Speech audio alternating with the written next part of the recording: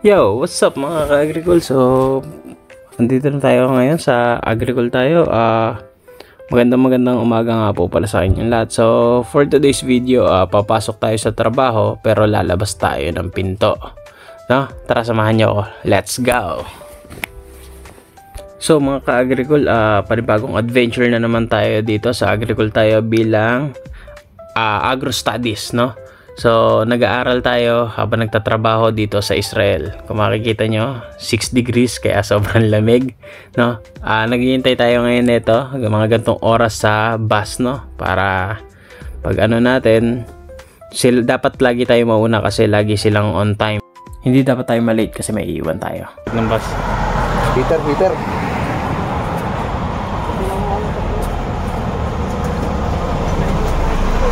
It's a prank! Ayan na.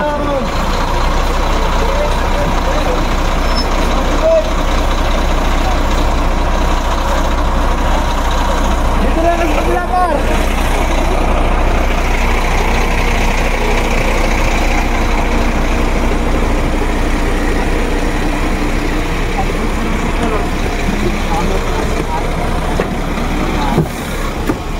Good morning. Filming. Good morning, you are doing. Yes. Filming. Cool.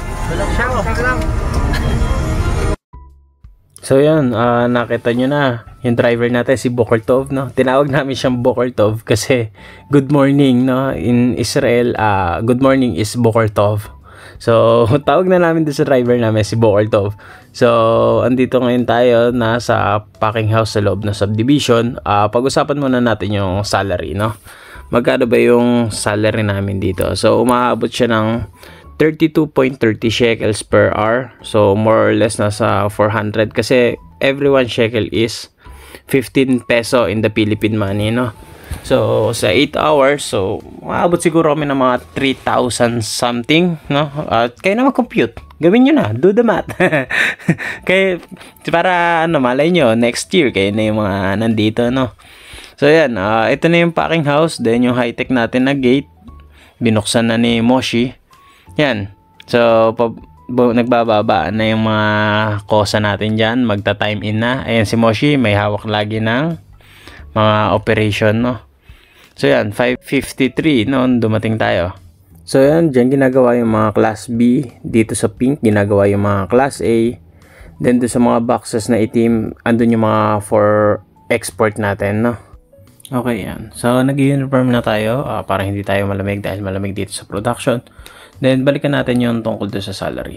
So minsan may farm na mapupuntahan kayo, maabot ng 10K, 11K, yung salary nyo, shekels per month.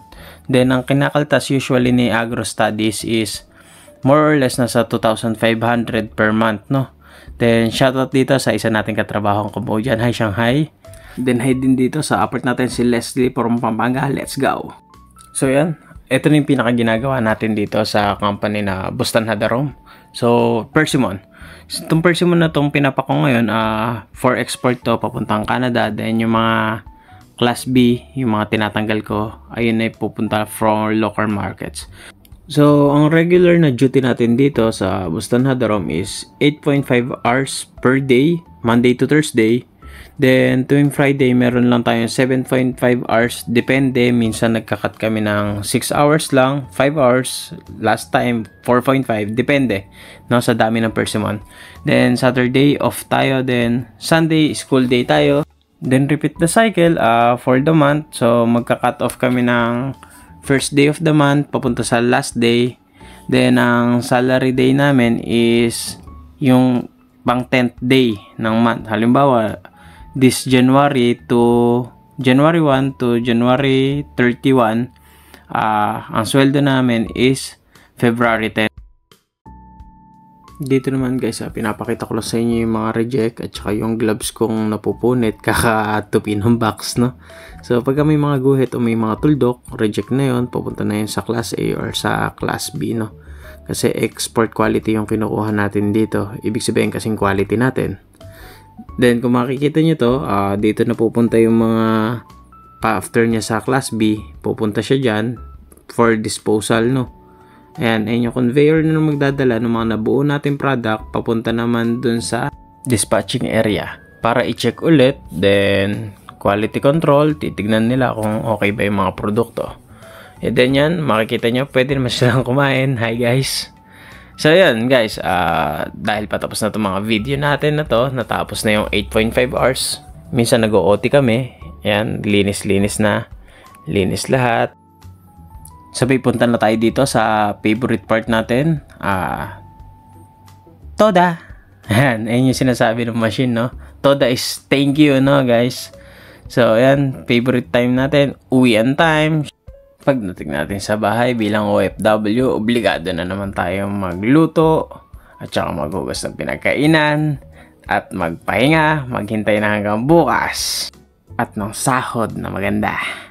Yun lang muna ngayong araw. Maraming salamat sa inyo guys sa panonood. Kung gusto niyo pa mas maraming makapanood ng iba't ibang bago nating adventure dito sa Israel, huwag niyo kakalimutan guys na mag-like, subscribe and share sa ating YouTube channel.